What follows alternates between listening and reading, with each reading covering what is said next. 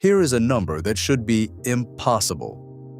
For every new Harley-Davidson sold anywhere on Earth, every street glide in Texas, every Softail in Germany, every trike in Florida, Royal Enfield sells roughly 9 motorcycles, 9 to 1. In its latest financial year, Royal Enfield moved more than 1.2 million machines.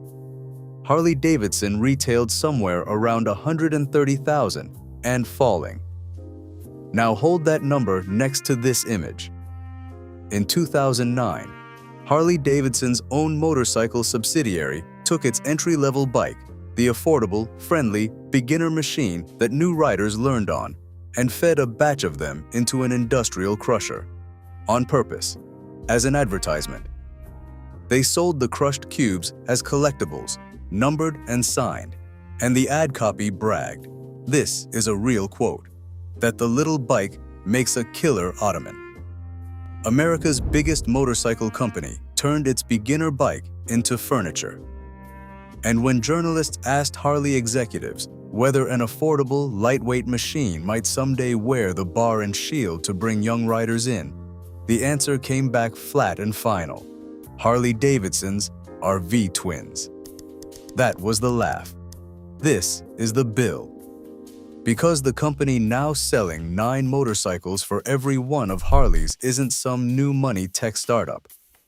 It's a British brand older than Harley-Davidson itself, a brand that already died once, in the same collapse that killed BSA and Norton, resurrected on the other side of the world, and built almost entirely out of one thing. The customer Harley decided it was too good for. This is how you lose. A war you refuse to believe you're in. To understand how strange Harley's choice was, you have to know a secret about Harley-Davidson. It used to build small bikes, lots of them. After the war, Harley sold a friendly little 125 called the Hummer, a machine for paper routes and first jobs and 16th birthdays. Through the 50s, 60s, and 70s, Harley owned an Italian company called Aermacchi and sold a whole family of small, light, affordable motorcycles under its own badge. Sprints and two-strokes and step-throughs. An entire generation of American riders, many of the men watching this video, threw a leg over their first motorcycle, and it said Harley-Davidson on the tank, and it wasn't a V-twin, and nobody's identity collapsed. Then, in 1978, in the depths of the AMF era, a story I've told in full in my video on the AMF years, Harley sold Aermacchi off and walked away from small motorcycles entirely. The reasoning was pure spreadsheet. The Japanese owned the small end. The margins lived at the big end, so retreat to the big end and defend it. And from that day forward, the retreat hardened into a religion. Big was no longer a strategy. Big was who we are. The beginner bike stopped being a missing product and became a punchline, the thing real riders graduate from, sold by other companies, to other people. The blast was the last gasp. In 2000, Harley's Buell subsidiary launched a simple 492 cubic centimeter single, built for training courses and first-timers. Literally, the bike thousands of Americans learned on in Harley's own riding academy. It sold modestly. It did its job, and inside the company, it was treated like an embarrassment at a family dinner.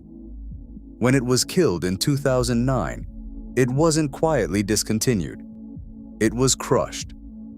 On camera. Into decorative cubes. That's not product planning. That's a company performing its contempt for the small motorcycle and for the person who needs one. Here's the question nobody in Milwaukee wanted to ask out loud. If the beginner's bike is a joke, where exactly do you think the next generation of your customers comes from? There was a company on the other side of the world whose entire existence was the answer. Royal Enfield should not exist. That's the first thing to understand about it. It's the oldest motorcycle brand in continuous production on Earth, a British company, born in the 1890s among the gunmakers of Redditch. Its slogan was, "Made like a gun." And it died the way every British motorcycle company died. Slowly, then suddenly, gone from England by the early 1970s, buried in the same graveyard as BSA and Norton. The full story of that collapse is its own video, and it's coming. But Royal Enfield had done one accidental thing that saved it.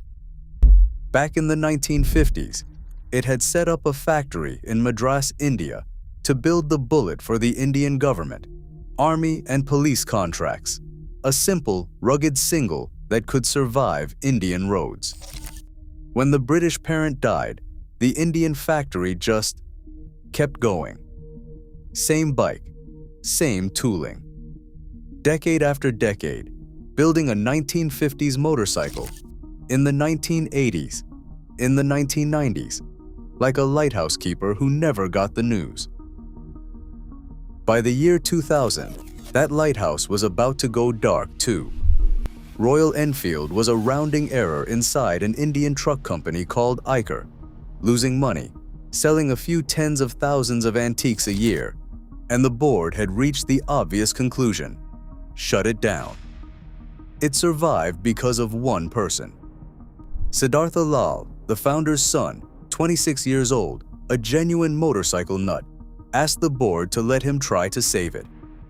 And over the following years, he did something almost unheard of. He bet the entire company on the unfashionable old brand, selling off other businesses to focus on the one thing everyone considered a relic. His insight was so simple, it sounds like nothing, and it's the whole story, so listen closely.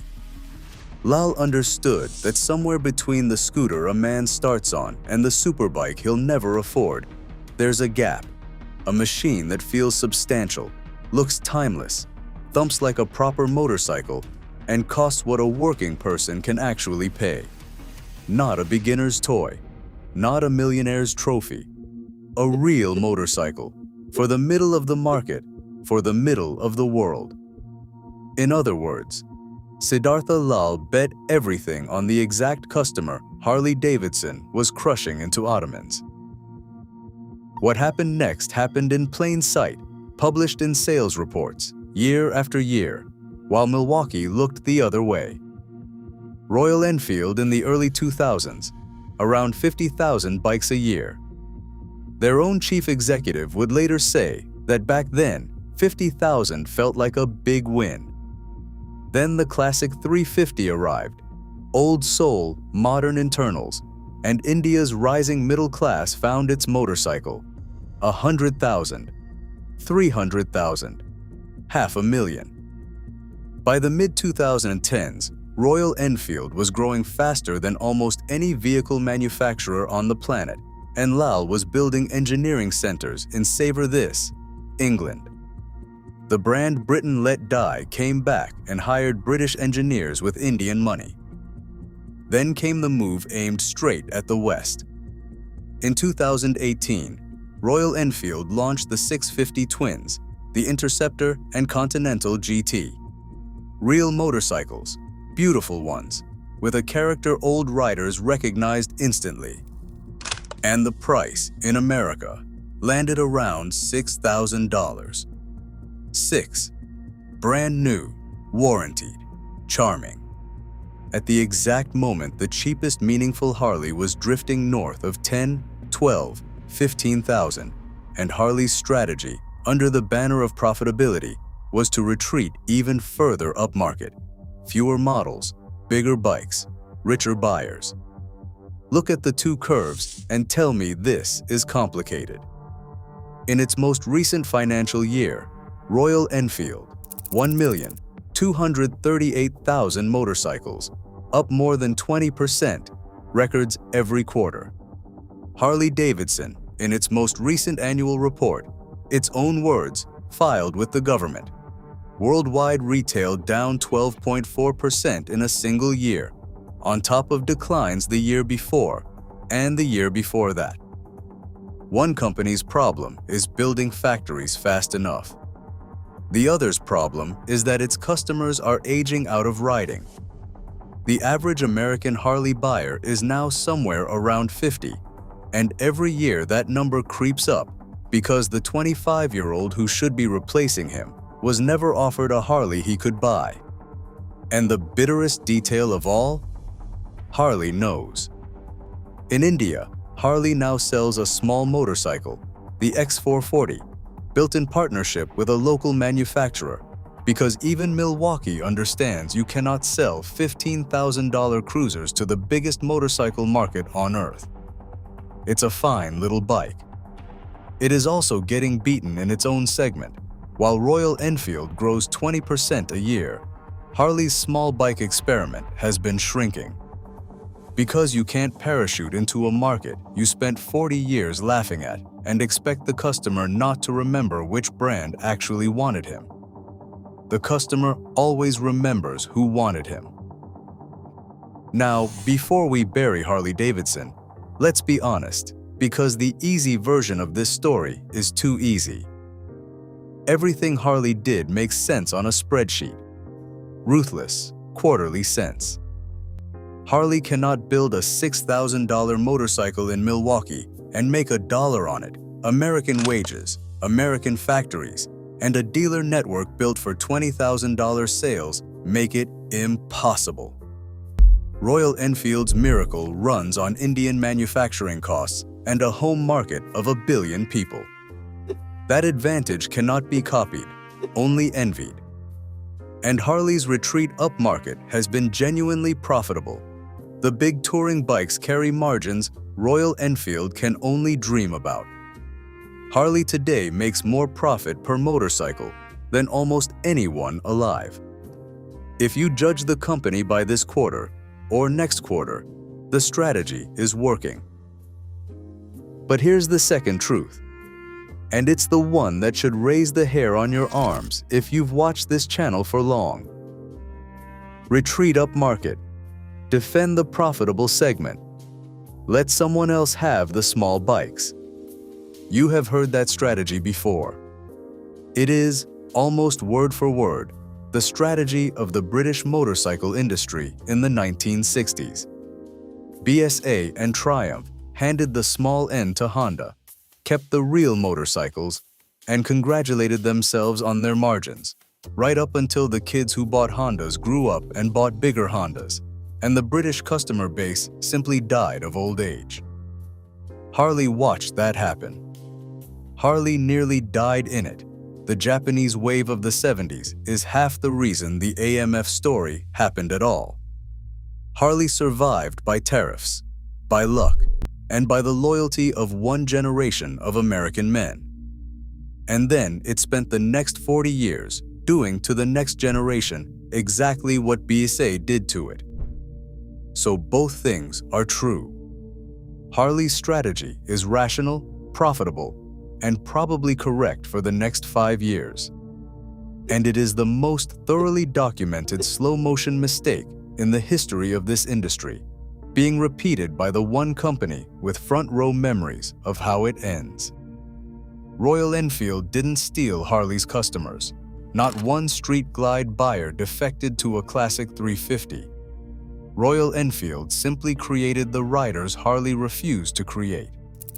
1 million new ones, last year alone, winning every quarter, losing every generation, both at once. Here's the ending, and I want you to sit with the symmetry of it. Royal Enfield's whole empire is built on the first real motorcycle, the machine that turns a person into a rider. That's the entire product. That's the whole religion.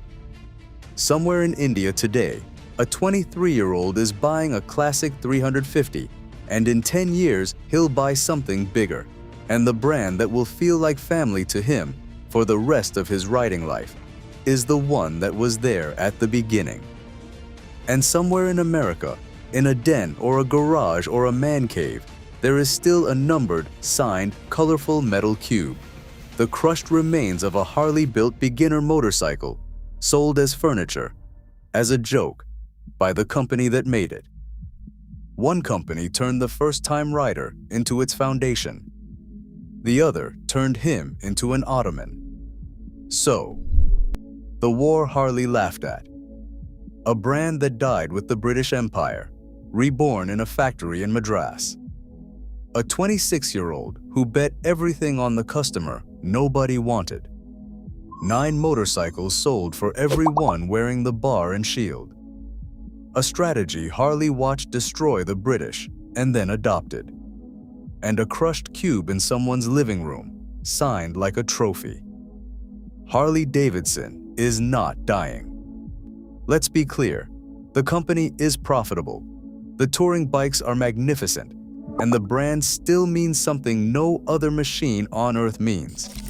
But empires rarely fall in battle. They fall by deciding, one profitable quarter at a time, that the future is beneath them. So you tell me, who does the future of motorcycling actually belong to? The company that builds the bike a man dreams about, or the company that builds the one a new rider can actually buy? And I want the dealership stories on this one. If you ever walked into a Harley dealer young or on a budget and walked out feeling like your money wasn't good enough, or if they treated you right and earned you for life, tell me in the comments. Because that, right there, is where this whole war was actually fought.